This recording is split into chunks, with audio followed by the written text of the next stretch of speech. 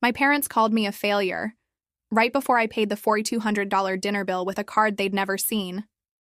Yeah, that moment still lives rent-free in my head, not because of the money, but because of what it meant. They spent years tearing me down, mocking every dream I had. But that night, that was the first time they realized they'd raised the wrong kid to underestimate. If you've ever been called a disappointment, if you've ever had people doubt you before they even gave you a chance, hit that subscribe button. Because today's story isn't just about revenge, it's about self-worth, quiet success, and the sweetest payback life can offer. Growing up, success in my family wasn't about happiness. It was about status. My father was an executive who believed money equaled respect. My mother, a perfectionist, cared more about appearances than emotions. And then there was me, the youngest, the creative one. My older brother became a lawyer. My sister married into a rich family, and I dropped out of college to start my own small business. That's when the mockery started. Why can't you be like your brother? You're wasting your potential. Art and business? That's not a career, and that's a hobby. I tried ignoring it, tried proving myself, but every family dinner felt like an interrogation. Each word from them chipped away at me, until I finally stopped attending family gatherings altogether. For 3 years, I didn't see them. I worked day and night, freelancing, building, failing, learning, and building again. Then out of nowhere, my mother called. "Your father wants to celebrate your sister's engagement. It would mean a lot if you came." Something inside me hesitated. Part of me wanted to say no, but another part wanted to show them what they'd thrown away. So I agreed. The dinner was at one of those absurdly fancy restaurants. Chandeliers, private rooms, $200 appetizers.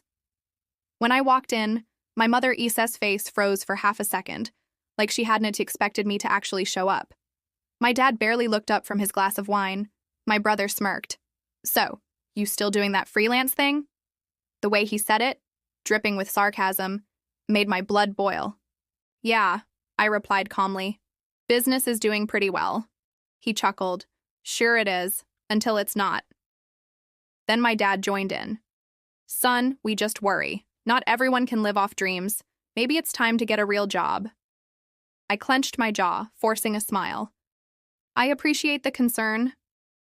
But inside, every word was gasoline on a fire that had been burning for years. They kept talking about promotions, vacation homes, new cars, all while mocking my little business. I stayed quiet, patient, observing. Then came the waiter with the bill. The total? $4,113.75. My father reached for his wallet, but my mother stopped him. "Let's see if our entrepreneur can handle this one." They laughed. My siblings joined in, and that's when something inside me snapped. I didn't say a word. I just smiled, reached into my jacket, and pulled out a sleek black metal card. It wasn't flashy, just heavy, clean, quiet power. The table went silent. My father squinted. "What's that?" "Just a business card," I said, sliding it across the table. The waiter's eyes widened slightly. He recognized it instantly. He nodded respectfully. "Of course, sir." While he walked away, I could feel my family's confusion turning into disbelief. My brother leaned forward. "Wait, you're serious? You're paying?"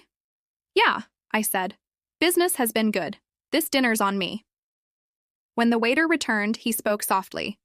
"The card went through, sir. Would you like me to bring the receipt?" I nodded. "No need." I stood up, placed my napkin down, and looked at my father.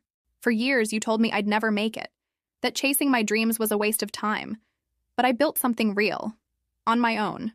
No loans, no handouts." I leaned in slightly.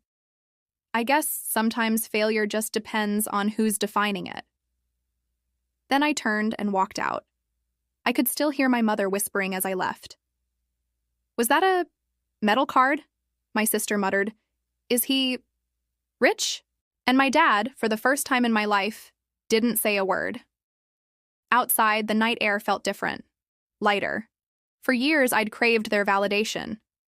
But that night, I realized I didn't need it. 2 days later, I got a text from my mom. "We're proud of you, son." maybe we should talk more. I didn't reply right away. Not out of anger, but because I didn't need their approval anymore. People love to measure success by what they can see: the cars, the houses, the titles. But real success? It is the peace you feel when you finally stop chasing validation from people who never believed in you. That dinner wasn't revenge for me. It was closure. So tell me, have you ever been underestimated, only to prove everyone wrong? Drop your story in the comments. And if you enjoyed this moment of poetic justice, hit like, subscribe, and share this video.